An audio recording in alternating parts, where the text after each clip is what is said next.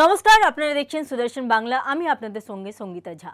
7ই ফেব্রুয়ারি আগামীকাল শুরু হতে চলেছে দেশের অন্যতম প্রভাবশালী সংগঠন রাষ্ট্রীয় স্বয়ংসেবক সংঘের প্রধান মোহন ভাগবতজির 10 দিনের পশ্চিমবঙ্গের সফর।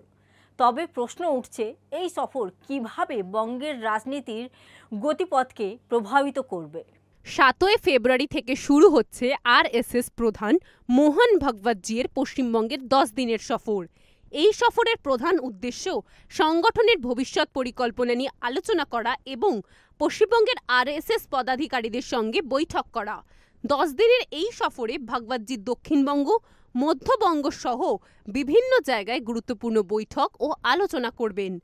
যাত্রার প্রথম পর্বে ভাগবতজি 7 থেকে 10ই ফেব্রুয়ারি পর্যন্ত দক্ষিণবঙ্গের বিভিন্ন অঞ্চলে যেমন হাওড়া, কলকাতা, পূর্ব ও পশ্চিম মেদিনীপুর, উত্তর ও দক্ষিণ 24 পরগনা জেলায় সংগঠনের পদাধিকারীদের সঙ্গে আলোচনায় অংশ নেবেন।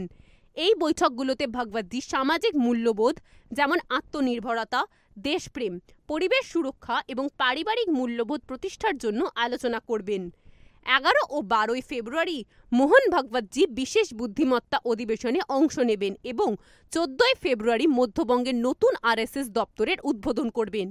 এছাড়া 16ই ফেব্রুয়ারি বর্ধমানের SAI ক্যাম্পাসে আরএসএস পদাধিকারীদের সঙ্গেও সম্মেলনে অংশ নেবেন তিনি।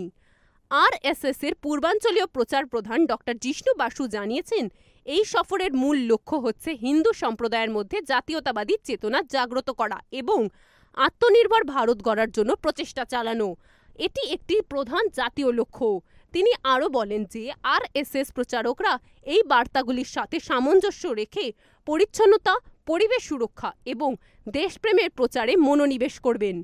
ডক্টর জিষ্ণু বাসু বলেন, প্রধানমন্ত্রী নরেন্দ্র মোদীর স্বপ্নকে বাস্তবায়িত করে ভারত আত্মনির্ভর ভারত হয়ে উঠবে এবং প্রতিটি প্রচারকারী সেই লক্ষ্য বাস্তবায়নে কাজ করবে। প্রতিটি প্রচারকারী পরিবেশের উন্নতি এবং আশেপাশের পরিচ্ছন্নতার জন্য কাজ করবে। সাধারণ মানুষকে রাস্তায় আবর্জনা নোংরা না ফেলার জন্য আবেদন করবে।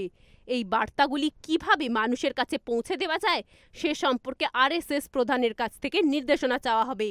মোহন ভাগবতজির সফরের রাজনৈতিক তাৎপর্য সম্পর্কে প্রশ্নের উত্তরে জিষ্ণু বাসু স্পষ্টভাবে বলেছেন যে আরএসএস কোনো রাজনৈতিক সংগঠন নয়। তার মতে এই সফরের উদ্দেশ্য কোনো নির্বাচনী প্রভাব তৈরি করা নয়।